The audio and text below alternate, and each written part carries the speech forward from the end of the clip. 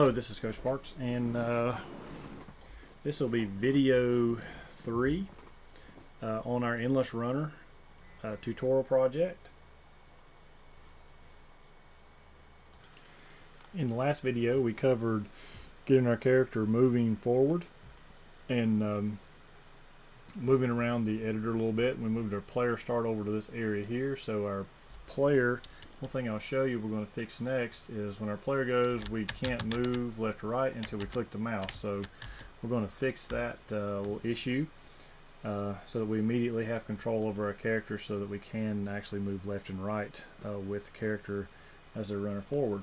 So the easiest way to do that is to navigate over to the game mode that we created, so our EndlessRunner game mode, and just double click to open up this blueprint. And if you get this window here, this is the text-based stuff, and we want to actually get to the graph. So all you need to do, or any blueprint that you open that gives you this screen right here, just has the class defaults. If you look for this little blue Open Full Blueprint Editor link, you can click that, and that will open up into your graph and allow where your components and variables and other things are housed.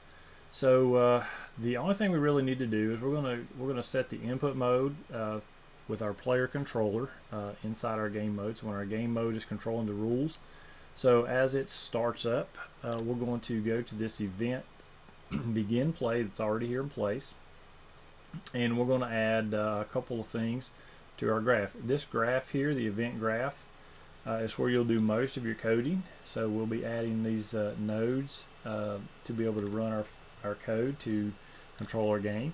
So you can move around in here by, if you right click and hold it, you'll get this little hand and that'll let you move around.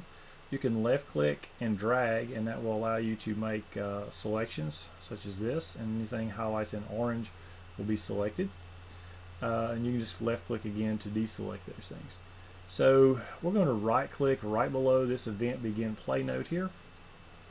When you right click, you'll get a search box here that gives you all the options that you may have.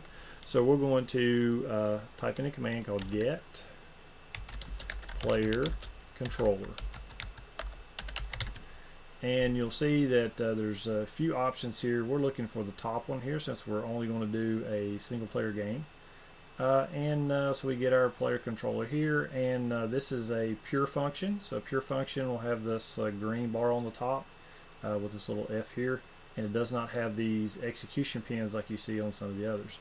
And what we're going to do from this player controller is we're going to pull a wire from this return value here. So if you left click on a little pin and drag and hold it out like this and let go, you'll get this search box here. It says actions taken in player control object reference. So it'll give you whatever you pull this from. It'll give you the options here.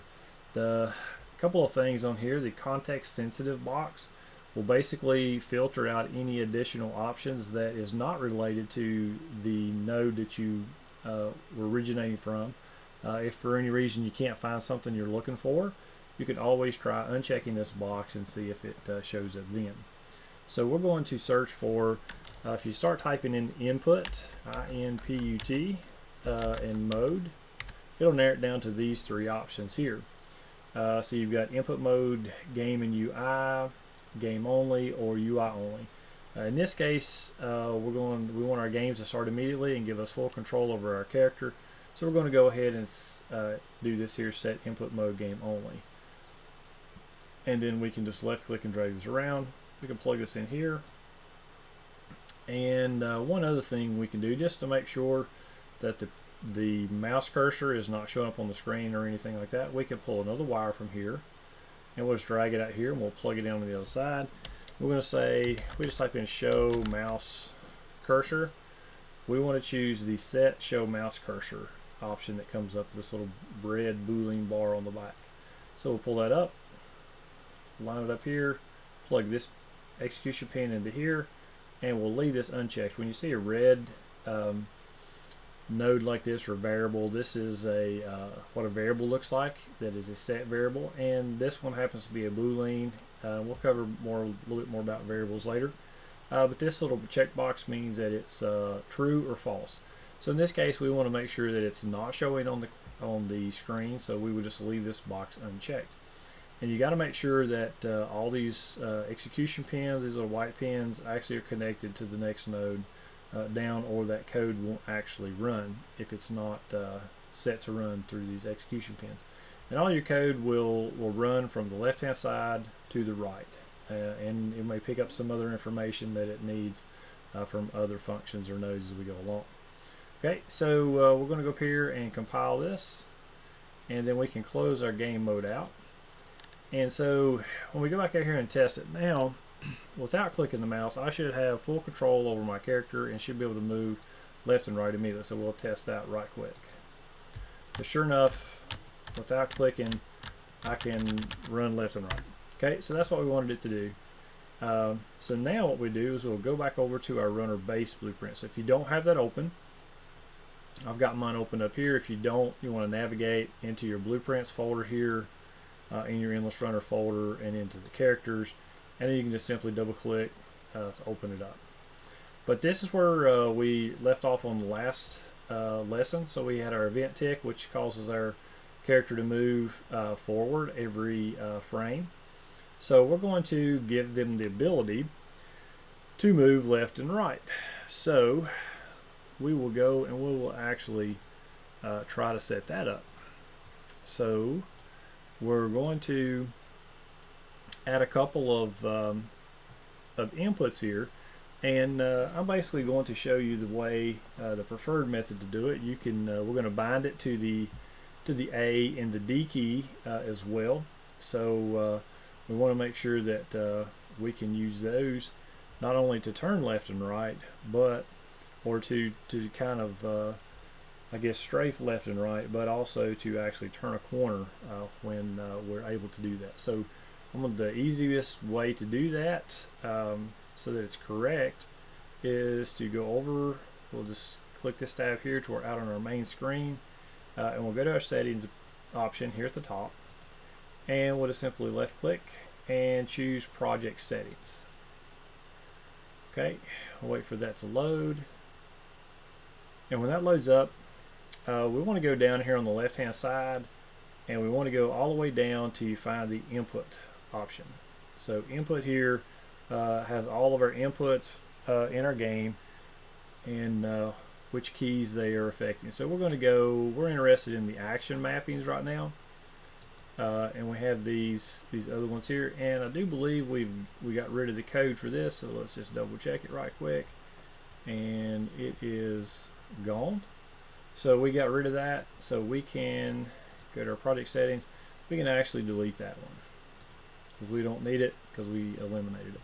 Now right now we have jump. If you expand these arrows down, you'll notice these are all the different bindings that jump has: the space bar, the game pads, and some other additional things that are set up in here. And you can set as many of these up as you need to. So jump's already taken care of. We're not worried about that. We're going to do turn left and turn right. So we're going to add an action mapping for that. So the way you add a new action mapping is to go right here to the plus sign, and we'll click that, and it'll give you this little generic name. So we're going to rename this turn left. Okay, and we're going to assign that to the A key. So we're going to look at A, and we don't want any key, we want the A. So if we go down to our keyboard option here, we have to scroll down, and right there is our A key. So we want to choose that. If we are using a gamepad, we could actually add a control for a gamepad or anything else that we might want to do. So that'll take care of turn left, and then we'll go ahead and click another one, and we'll call this one turn right. So turn right, and we want that. Let us open up the keyboard section here and go down till I find the D key.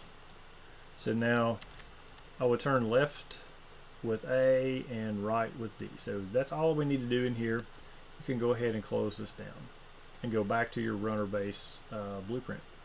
So we're going to go right over to the right of this movement input here, and we're going to call this functions now. So, or those events, I should say. So we're going to right click in here, and we're going to look for the action mapping that we just created, which is called turn left. And you notice if we type that in, you'll see action events turn left. So we'll add that. I want to make a little note to myself. A couple ways you can add comments on the top of these little nodes here, just to remind you of what they do, is you can go here and click that, and it says click to edit. So I'm going to go in here, and I'm going to say bound to the A key. Okay, and that'll just remind me, if I look at this code, that this actually, because it doesn't say A, and I may forget at some point what I actually assigned that to. So if I just look up here now, I can see simply that it is bound to the A key. So very simple process here. So now we've got turn left, so we'll go ahead and call turn right. And there's our action event turn right. And here's the other way you can add a comment. If you right click on this node, you'll notice at the bottom of that option it says node comment. So we're going to say bound to the D key. We'll hit enter, it will show up here. So either way you prefer to do that is perfectly fine. But that just is make sure that you know what these are and where they're going to. Okay.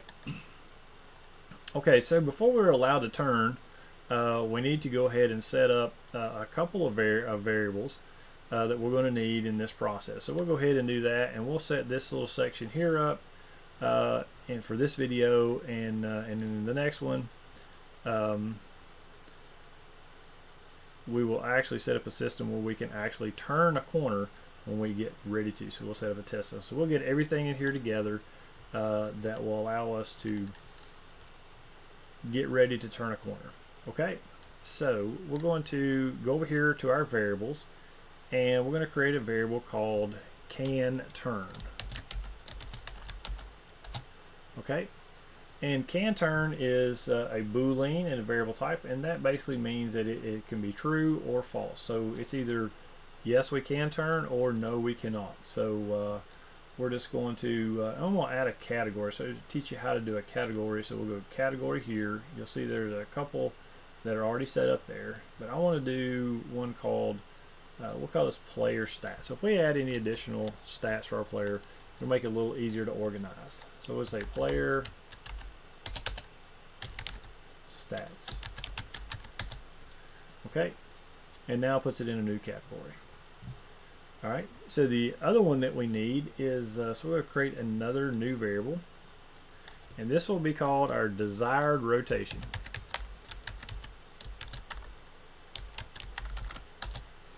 Okay, and we're going to change this variable type to be a rotator. So if you click right here to variable type, and we'll choose rotator, and we'll also place it in the player stats category. Does not need to be replicated or editable or anything of that nature. So we can go ahead and hit compile, so we can give these things some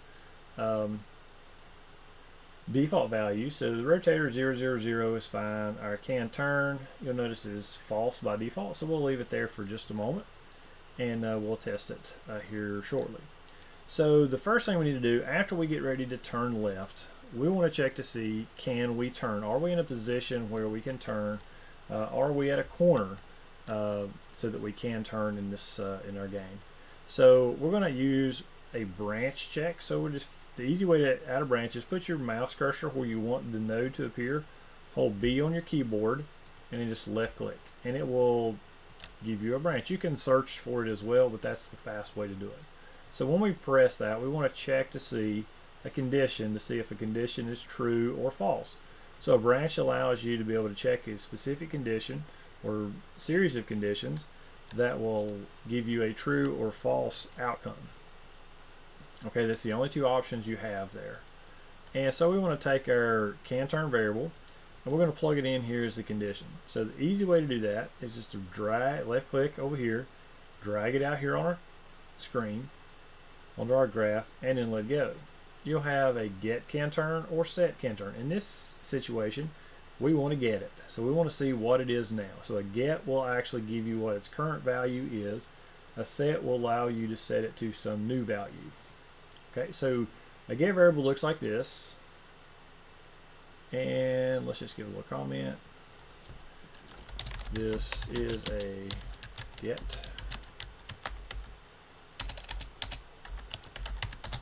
Okay, that's just a little reminder as we first start our project so you can remember.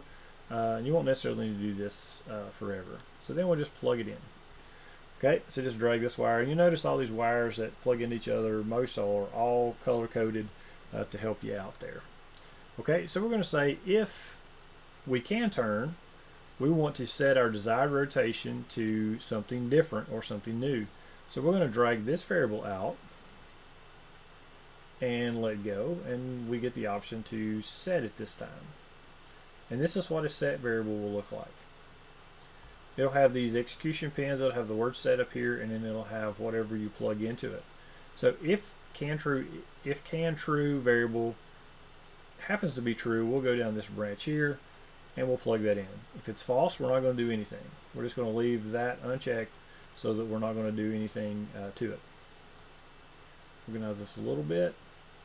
Okay, so to set our desired rotation, we must first get what it is currently. So the shortcut to do a get is if you hold control and drag a variable out, it will automatically be a get. If you hold the Alt key on the other hand and drag out that variable, it will become a set. Or you can choose it either way you prefer. Okay, so what we want to do is we want to take this here and we want to run a function called combine rotators. So if you drag off from this pin and type in let go and type in combine rotators, it should say rotator, combine rotators. It should look like this right here. So we can go ahead and plug our return value in to the desired rotation. And then we got to decide what our current desired rotation is. We're going to combine that with the new value we want, and it will set that as our new desired. And we'll see how that works here shortly. So what I want to do here is since I'm going to be turning left, then we're going to go negative 90 degrees on the Z. Because we don't want to go X or Y, because that is would be pitch and roll, and Z is basically just rotating around in a 360 degree version. So this is what we need to do for this one. And one of the easy things to do is we're going to do this down here on this one as well. So we're going to need all the same stuff. So I want to show you how we can just copy all this out without having to redo this whole process. And we'll just change this value here to a positive 90 instead of a negative 90. So we're just going to take our mouse and left click, and we're just going to drag across these series of nodes here. So this will give us the ability to go down here and we can just paste them. So the quick way to paste several nodes or any nodes that you have copied is to hold down the control key and press W. Okay, and that will give you a direct copy of everything you had highlighted.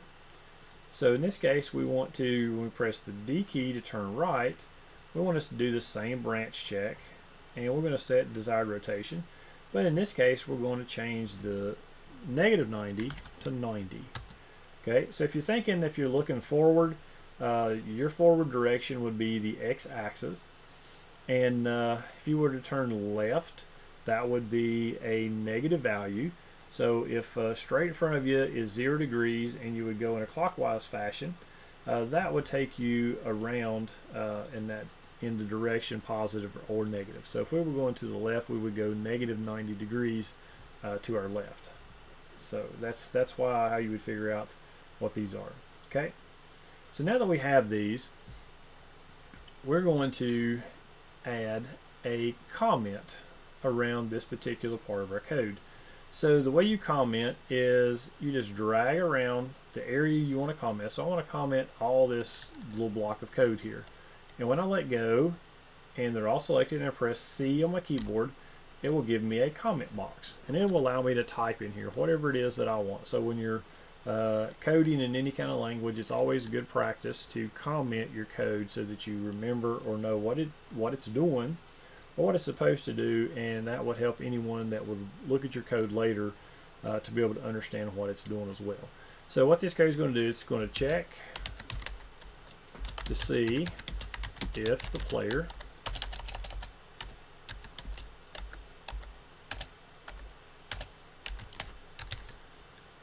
can turn, and if so, it will set the desired rotation accordingly. Okay.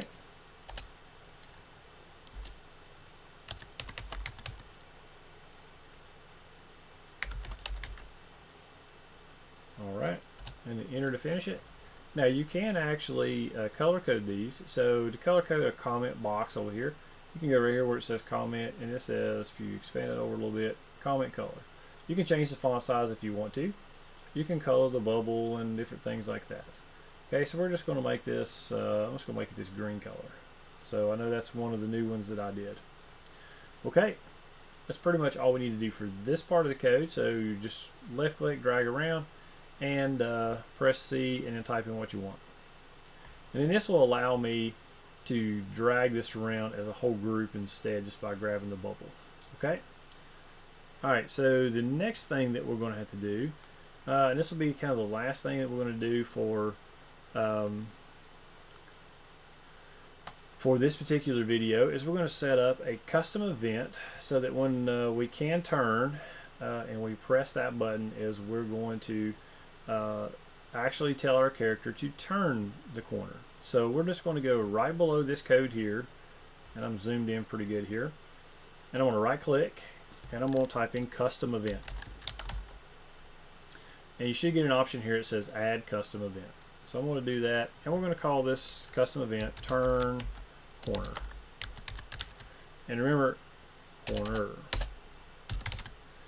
Okay, and I am camel casing, so I'm not using any spacing. I'm just using capital letters for each new word.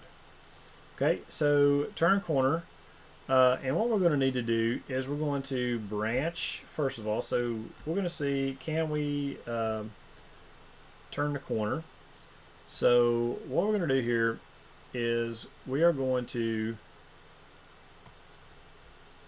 make this work, we're going to first of all get a function called get control rotation. So we're going to right click on our screen, get control rotation. So you understand here, you should see get control rotation. It should look like this right here.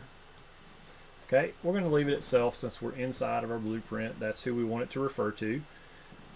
We'll go ahead and plug our branch in right here. And what we want to do is we're going to go here and we're going to drag off of this pin here, and we're going to say not equal. So you should get a rotator here that says not equal. All right, this is going to be our condition. So we're going to drag this up here, and we're going to say, okay, what's our rotation not equal to? So the way this works here is we're going to take the top, we're going to get our control rotation. That's what our character's rotation currently is. And we're going to drag out our desired rotation variable, and we're going to plug that in. So what we want to determine is our current rotation set to our desired rotation? If it is not, then we will do something else. If they are the same, which unless we go and get ready to turn a corner and press A or D to change that by 90 degrees one way or the other, these should be the same unless we run into that particular condition. Okay, so what we're going to do is, if that is the case, we're going to drag off of this particular get control rotation, and we're going to do a function called rInterp2, or rotate interp2. So that's going to basically turn our character in a rotated fashion over a period of time. So it's going to try to make that transition smoother. So it's more of a transitional type thing. So if we go rInterp, so you see here rInterp2. So we'll get this little function here. So we've got the current rotation here, and we're going to take our desired rotation, we're going to plug that in here. Okay, And then you got a couple of things here that delta time, and delta time is basically the time, as it says here, the time since the last tick. So that's just how much time has elapsed since the last tick to the last frame. So we're going to just get the world delta seconds. There's a function for that. So we'll right click here and say get world delta seconds. Okay. Has a float output. We'll just plug that into the delta time here. And finally, the interp speed is basically, it says here, if the speed given is 0, then jump to the target. So it will just basically just jump immediately. So we don't really want that to be an instantaneous thing. So we're going to put a value that I found worked pretty well at about 10.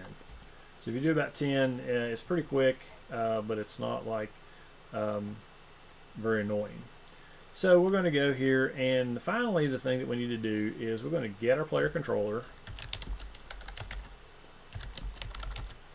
So get player controller, and then we're going to set our control rotation. So we're going to say set control rotation. So if we set our control rotation off of our true, and then we take this value here and set it to our new rotation, now our character should be ready to turn to our new rotated state. So let's go up here, and where we would use this particular part right here, turn corner, is we're going to plug it in between the event tick and our added movement. So every frame we want to be checking to see is to turn corner, and the only time that our turn corner will be running or working is when the desired rotation is different from the get control rotation. So here, this is controlled by this variable can turn, and as long as this is false, the rotation won't be updated. Once this turns true, we'll do that when we actually do our test later in the next lesson. This will always be the same down here. So as it checks this each frame, this will be the same until this particular variable gets set to this new value up here one way or the other. So we're going to plug that in between our event tick, and you can right click and call it, but we're just going to, if you expand this little event graph option down here, we can actually just drag it out, and it will be this blue event here. So we plug that in there and plug that in there. Okay, so right now it will not turn a corner, not do anything, because we're still running. So, and our can turn variable is set to false. So to do a very quick test on this, we're going to go over here, and we're going to, if you click your can turn variable, we'll do a set it to true so that we can always turn, and we can go ahead and compile. And one thing that we need to do also so that our character doesn't move forward is we're going to change our scale value to 0, and then we will come back in here after this works. We'll set these back to their proper settings. So go ahead and compile. Don't close this out. We're just going to test this real quick. So I'm going to go here. My character should stand. I should be able to turn A and D, and my character should turn 90 degrees either way. So that means that our code is actually working. So it is working, and now we'll be able to set it up to actually use something else, or use a trigger that we can set off, and then will allow us to do it. So let's go back in here real quickly at the end of this video. We'll set our scale value back to 1 so that our character will be allowed to move again, and we'll also take our can turn variable and uncheck that box so that this is now false by default. Compile that one more time, and we'll just double check it. We'll hit play one last time. Running forward, I can dodge, but I can't turn 90 degrees. So we are working exactly how we expected to. So we'll end this video here on this note, and the next one we will pick up from where we left off, and we'll actually add a test blueprint so that we can test turning our corners.